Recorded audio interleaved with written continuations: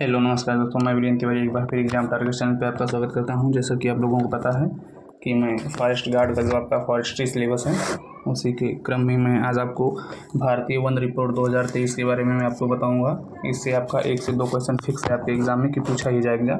तो चलिए सबसे पहले मैं आपको भारतीय वन रिपोर्ट 2023 के बारे में बताता हूँ।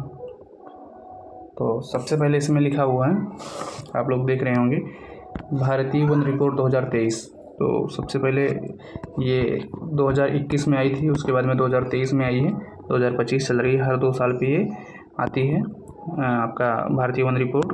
तो इसके बारे में मैं आपको आगे थोड़ा बताऊंगा। चलिए अभी देखते हैं क्या लिखा हुआ है कि भारतीय वन सर्वेक्षण की स्थापना कब की गई थी। भारतीय वन सर्वेक्षण की स्थापना जो है वो 1 जून 1981 को की गई थी। ये आपसे पूछा जा सकता है।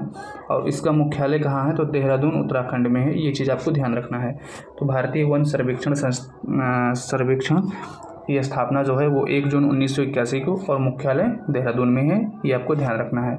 उसके बाद में आपसे ये पूछा जा सकता है कि जो आपका भारतीय वन सर्वेक्षण है संस्थान है, इसका कुल कितने क्षेत्रीय कार्यालय हैं। तो इसके कुल कितने क्षेत्रीय कार्यालय हैं, तो आप लोग देख रहे होंगे कुल 4 क्षेत्रीय कार्यालय हैं। पहला आपका शिमला हो जाएगा, दूसरा कोलकाता, तीसरा नागपुर और चौथा आपका कौन सा हो जाएगा, बेंगलोर हो जाएगा। तो ये पॉइंट आपको ध्यान रखना है। और उसके बाद में नेक्स्ट लिखा हुआ है कि FSI, वही FSI जो है आपका फॉरेस्ट सर्वे ऑफ इंडिया जो लिखा हुआ है, वो पूर्वी क्षेत्र का जब आपसे उपकेंद्र पूछ लेगा तो बर्नीहाट मेघालय आपको ये ध्यान रखना है। ये भी आपसे पूछा गया है कि FSI के जो पूर्वी क्षेत्र है उसका उपकेंद्र कहाँ है, तो बर्नीहाट मेघालय में है। मैं यहाँ पे लिखा हुआ हूँ। FSI का फुल फॉर्म भी आपसे पूछा जा सकता है, फॉरेस्ट सर्वे ऑफ इंडिया। इसका पुराना नाम जो था वो PISFR था, वन संसाधनों के पूर्व निवेश संरक्षण, वन संसाधनों के पूर्व निवेश संरक्षण। और इसका जो गठन हुआ था वो हुआ था 1965 में। और FAO प्लस UNDP की सिफारिश पर इसका गठन हुआ था। FAO प्लस UNDP की सिफारिश पर इसका गठन हुआ था, ये आपको ध्यान रखना है। नेक्स्ट लिखा हुआ है NFSO राष्ट्रीय वन सर्वेक्षण संगठन।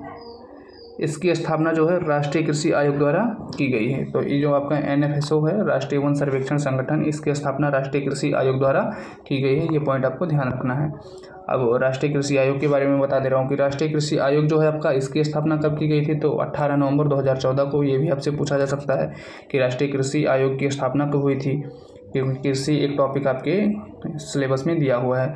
उसके बाद में MS स्वामीनाथन की अध्यक्षता में जो इसकी स्थापना हुई थी 18 नवंबर 2024 को MS स्वामीनाथन की अध्यक्षता में।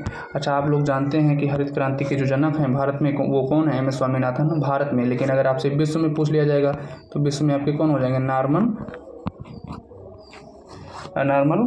बोरलास। ये आपको ध्यान रखना है। नेक्स्ट लिखा हुआ है, देखिए मैं आपको जो बताया था कि जो आपकी वन रिपोर्ट है वो 2 साल में एक बार जारी की जाती है। और पहली वन रिपोर्ट जो है वो 1987 में जारी की गई थी। ये आपको ध्यान रखना है। जो आपकी पहली वन रिपोर्ट थी वो कब जारी की गई थी, तो 1987 में जारी की गई थी। और 2023 जो है वो कौन सी क्रम की रिपोर्ट है, तो ये भी आपसे पूछा जा सकता है। ये भी इंपॉर्टेंट हो जाएगा आपका कि 2023 जो है वो कौन से क्रम की वन रिपोर्ट है, तो 18वें क्रम की है। ये भी आपको ध्यान रखना है। अब ISFR 2023, इसके बारे में मैं आपको थोड़ा सा बताता हूँ। ये लिखा हुआ है कि यह रिपोर्ट पर्यावरण, वन एवं जलवायु परिवर्तन मंत्रालय द्वारा जारी की जाती है। आपसे यही पूछ लेगा कि ये कौन सा मंत्रालय जारी करता है, जलवायु मंत्रालय, गृह मंत्रालय या वन मंत्रालय, पर्यावरण, वन एवं जलवायु परिवर्तन मंत्रालय। तो ये पूरा आपको ध्यान रखना है कि पर्यावरण, वन एवं जलवायु परिवर्तन मंत्रालय जारी करता है। और इसके मंत्री जो हैं वो कौन है, तो भूपेंद्र यादव हैं इसके मंत्री। कौन किसके, तो वन, पर्यावरण, वन एवं जलवायु परिवर्तन के। चलिए उसके बाद में फिर लिखा हुआ है कि वृक्ष क्षेत्र घनत्व के आधार पर वनों का वर्गीकरण। वृक्ष क्षेत्र घनत्व के आधार पर वनों का वर्गीकरण। तो एक आपका हो जाएगा पहला अति सघन वन क्षेत्र, दूसरा मध्यम सघन वन क्षेत्र, तीसरा खुला वन क्षेत्र और चौथा आपका हो जाएगा झाड़ियाँ। तो अति सघन वन क्षेत्र जो आपका है वो 70% से ज़्यादा वृक्षावरण घनत्व, मध्यम सघन वन क्षेत्र जो हो जाएगा वो 40 से 70% हो जाएगा, खुला वन क्षेत्र आपका हो जाएगा 10 से 40% और झाड़ियाँ जो आपकी हो जाएंगी वो 10% से कम वृक्षावरण घनत्व, ये आपका हो जाएगा। नेक्स्ट लिखा हुआ है मैंग्रोव वन। अभी जो आपका मैंग्रोव वन है ये वन खारे जल में उगते हैं और उष्ण एवं शीतोष्ण ज्वारीय वन क्षेत्र में भी ये पाए जाते हैं। उष्ण एवं शीतोष्ण ज्वारीय वन क्षेत्र में भी मैंग्रोव वन आपके पाए जाते हैं, तो ये आपको ध्यान रखना है। फिर नेक्स्ट पॉइंट लिखा हुआ है वृक्षावरण। अब वृक्षावरण में क्या है, तो वृक्षावरण में आपका लिखा हुआ है कि 1 हेक्टेयर से कम क्षेत्रफल वाली भूमियाँ जिसमें वृक्ष पाया जाता है लेकिन कम क्षेत्रफल होने के कारण आकलित नहीं किया जाता। 1 हेक्टेयर से कम क्षेत्रफल वाली भूमियाँ जिससे वृक्ष पाया जाता है, जिसमें वृक्ष पाया जाता है लेकिन कम क्षेत्रफल होने के कारण आकलित नहीं किया जाता है, वो वृक्षावरण कहलाता है। ये ध्यान रखना है आपको। अब भारत के कुल क्षेत्रफल का 25.17% वन क्षेत्र है। ये पॉइंट इंपॉर्टेंट है। अगर आपसे किलोमीटर में पूछ ले तो 8.27 लाख वर्ग किलोमीटर, ये आपको ध्यान रखना है। यदि आपसे वनावरण पूछ ले तो आपको ये ध्यान रखना है 7.15 लाख वर्ग किलोमीटर, जो 21.76% है। प्रतिशत में आपसे पूछेगा तो 21.76, और आपसे क्षेत्रफल पूछेगा किलोमीटर स्क्वायर में तो 7.15 लाख वर्ग किलोमीटर स्क्वायर। वृक्षावरण आपसे पूछ रहा है तो वृक्षावरण आपका हो जाएगा 1.12 लाख, और ये प्रतिशत में आपसे पूछ ले तो 3.41% हो जाएगा, 3.41% हो जाएगा। झाड़ियाँ आपसे पूछ रहा है तो ये डेटा आपसे पूछा जा सकता है कि झाड़ियाँ कितना परसेंट है, तो 1.33। गैर वन क्षेत्र कितने हैं, तो 73.50 है। एक बार मैं इसको फिर से आपको दिखा रहा हूँ। आपसे वनावरण पूछ ले रहा है तो वनावरण 7.15, वृक्षावरण आपसे पूछ रहा है तो 1.12, उसके बाद झाड़ियाँ पूछ लेगा तो 1.33, और गैर वन क्षेत्र आपका हो जाएगा 73.50। अच्छा, मैं 5033 बोल रहा हूँ, ये शुद्ध इसका यही ऐसे ही बोला जाता है, 33 नहीं बोला जाता है, लेकिन आप इसको ऐसे ही याद कीजिएगा 7.15, 1.2, 1.33, 7.50। तो ये थोड़ा सा आपका जल्दी आपको याद हो जाएगा, क्योंकि 3, 1, 2, 1, 5 कहने से ना आपको याद थोड़ा सा प्रॉब्लम आएगी, तो ये आप ध्यान रखना है। नेक्स्ट लिखा हुआ है कि 2023 में वनावरण प्लस वृक्षावरण में कितनी वृद्धि हुई है, तो कुल वृद्धि जो हुई है वो 1445.81 वर्ग किलोमीटर हुई है। 1445.81 वर्ग किलोमीटर आपका वृक्षावरण एवं वनावरण में वृद्धि हुई है, ये बात आपको ध्यान रखनी है। वनावरण में कितनी वृद्धि हुई है, तो 156.41 किलोमीटर। यदि आपसे वनावरण वृक्षावरण टोटल पूछेगा तो आपको इतना ध्यान रखना है। अगर आपसे केवल वनावरण पूछ ले तो इतना ध्यान रखना है। अगर वृक्षावरण निकालना है तो इसमें से आप घटा दीजिएगा, आपका वृक्षावरण आ जाएगा। चलिए, फिर लिखा हुआ है कि वनावरण एवं वृक्षावरण में राज्यों का रैंक। अब देखिए कि 2021 की तुलना में 2023 में वृद्धि करने वाला राज्य है, जो ये लिखा हुआ है आपका, ये 2021 की तुलना में 2023 में वृद्धि किया है। तो सबसे ज़्यादा वृद्धि कहाँ पे हुई, तो छत्तीसगढ़ में, उसके बाद उत्तर प्रदेश में, फिर उड़ीसा में, फिर राजस्थान में। ये ध्यान रखना है कि 2021 से 2023 की तुलना में सर्वाधिक वृद्धि छत्तीसगढ़, उत्तर प्रदेश, उड़ीसा, राजस्थान। ये इंपॉर्टेंट हो जाएगा। ये भी आपसे पूछा जा सकता है कि 2021 की तुलना में 2023 में सर्वाधिक वृद्धि कौन सा राज्य किया है, तो छत्तीसगढ़ किया है। ये ध्यान रखना है। वनावरण में राज्यों का रैंक 2021 की तुलना में 2023 में वृद्धि करने वाले राज्य, तो वनावरण में आपका हो जाएगा मिजोरम, गुजरात एवं उड़ीसा। ये चीज़ आपको ध्यान रखना है। नेक्स्ट पॉइंट लिखा है कि 2021 की तुलना में वनावरण प्लस वृक्षावरण में कमी कहाँ आई है, तो सर्वाधिक कमी मध्य प्रदेश में, उसके बाद कर्नाटक, उसके बाद लद्दाख। लेकिन आपसे पूछ ले कि सर्वाधिक वन क्षेत्र कहाँ पे पाए जाते हैं, तो सर्वाधिक वन क्षेत्र आपका मध्य प्रदेश में ही पाया जाता है। कमी तो यहाँ पे आई है जरूर, लेकिन यहाँ पे सर्वाधिक वन क्षेत्र यहीं पे अभी भी हैं। यहाँ पे सर्वाधिक वन क्षेत्र अभी भी मध्य प्रदेश में ही है, ये ध्यान रखना है आपको। फिर लिखा हुआ है कि क्षेत्रफल के अनुसार सर्वाधिक वन क्षेत्र, क्षेत्रफल के अनुसार सर्वाधिक वन क्षेत्र, तो मध्य प्रदेश, अरुणाचल प्रदेश और छत्तीसगढ़। मध्य प्रदेश, अरुणाचल प्रदेश, उसके बाद छत्तीसगढ़। ये आपको ध्यान रखना है, क्षेत्रफल के अनुसार सर्वाधिक वन क्षेत्र हैं।